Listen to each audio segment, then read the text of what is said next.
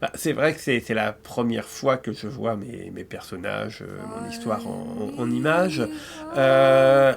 Sincèrement, j'ai visionné les 6 épisodes et j'ai trouvé que c'était très fidèle à ce que j'ai écrit.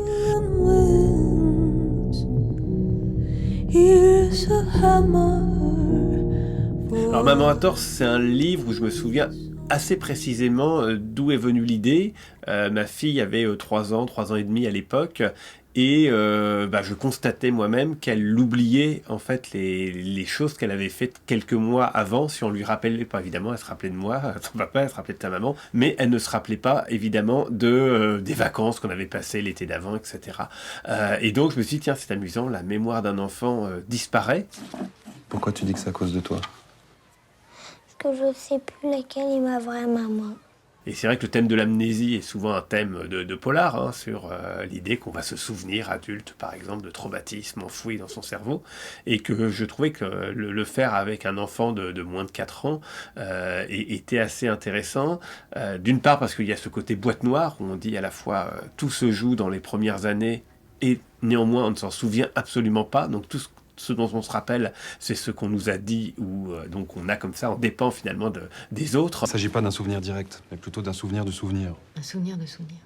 Et puis il y a aussi l'idée de l'urgence, c'est-à-dire que la mémoire d'un enfant va disparaître. Et ça, c'était un des enjeux très forts du livre et du film, c'est cette urgence à découvrir, parce que tout va s'effacer. C'est difficile à croire, cette histoire d'enlèvement. Vous avez raison.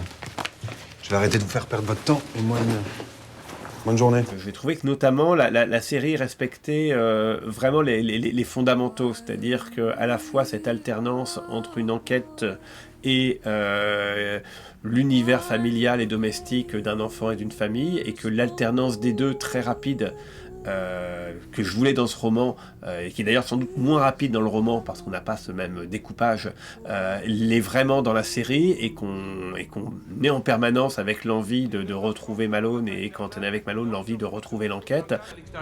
Qu'est-ce qui se passe?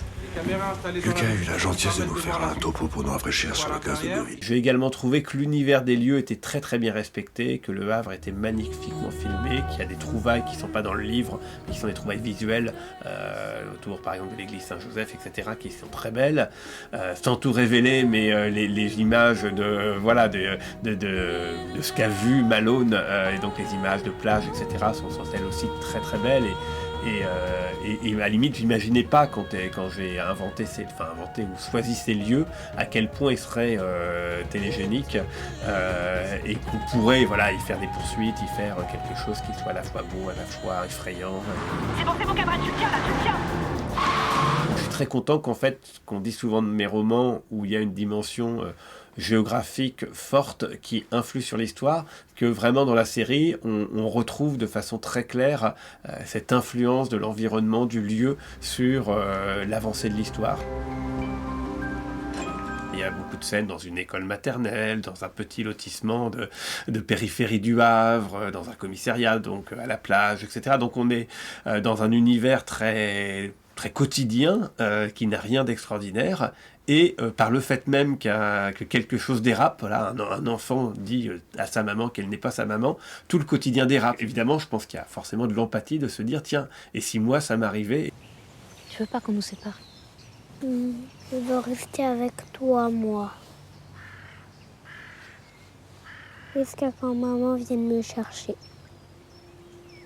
C'est vrai que très vite, évidemment, ce livre tournait autour de la maternité et du rapport enfant-mère, avec plusieurs femmes qui ont toutes un rapport à la maternité différent, et puis Malone qui est forcément un peu perdu au milieu de toutes ces mamans. Tu veux pas juste m'appeler maman? Pourquoi t'aimes pas Mamanda? L'un des plus gros paris finalement de l'adaptation, c'était le point de vue de Malone, d'un enfant très jeune, et dans mon livre notamment, il y a vraiment un univers merveilleux, et on voit les choses à travers le regard de l'enfant. J'ai adoré ces scènes où Malone parle à sa peluche et demande à sa peluche de continuer de lui parler, et s'inquiète parce que sa peluche ne lui parle plus. Et là, c'est à la fois un beau moment à l'image, et puis je pense que ça fait naître beaucoup de questions. S'il te plaît. Il faut pas que j'oublie maman. Je trouve que voilà, c'est une belle série, réalisée de façon tout à fait intelligente et en tout cas, vraiment, moi, j'ai l'impression que mon univers est respecté et que ceux qui ont lu mes romans s'y retrouveront et que ceux qui n'ont pas lu mes romans auront sans doute, se diront voilà, que c'est un univers qu'ils pourraient aimer découvrir en livre.